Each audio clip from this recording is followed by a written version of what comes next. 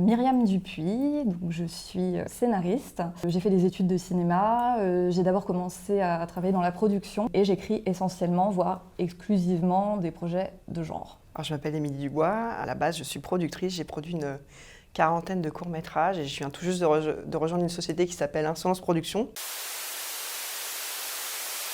Moi, il y a un réalisateur que j'aime beaucoup qui est Justin Kurzel. C'est un réalisateur australien.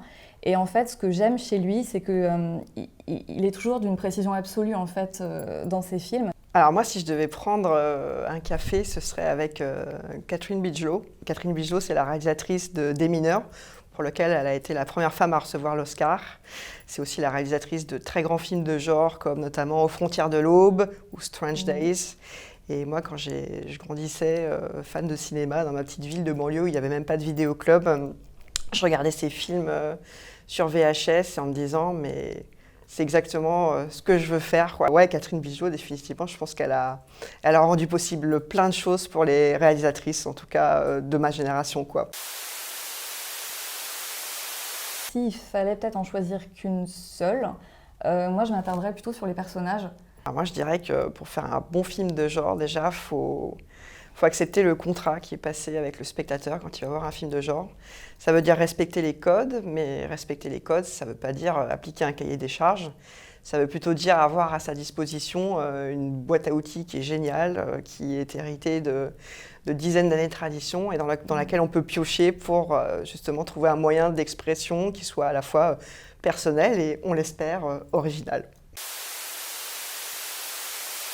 Il y a une actrice que j'aime bien, c'est Eva Green. Parce que, voilà, déjà, bon, je trouve qu'elle a quelque chose d'assez magnétique, elle a un charisme de fou. Elle me fait penser aux héroïnes d'Edgar Poe, et voilà, j'aime bien Eva Green. Noémie Merlan, que je trouve extrêmement émouvante dans son jeu.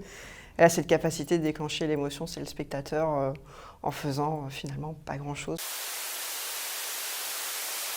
Un défi compliqué, mais pas impossible, c'est ça qui est bien. Moi, le cinéma de genre en France, ça représente des territoires à explorer, des territoires qui sont complètement inconnus pour certains. Moi, ce que j'aime avec cette idée d'un cinéma de genre français, c'est d'inventer une identité qui soit propre, enfin je dirais même des identités qui soient propres à la France, de ne pas essayer de faire des films américains parce que c'est pas notre culture.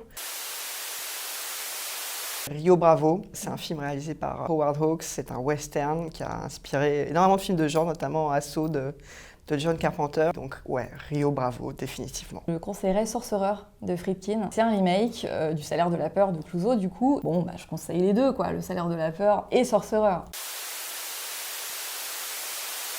Replay, ouais, c'est sûr.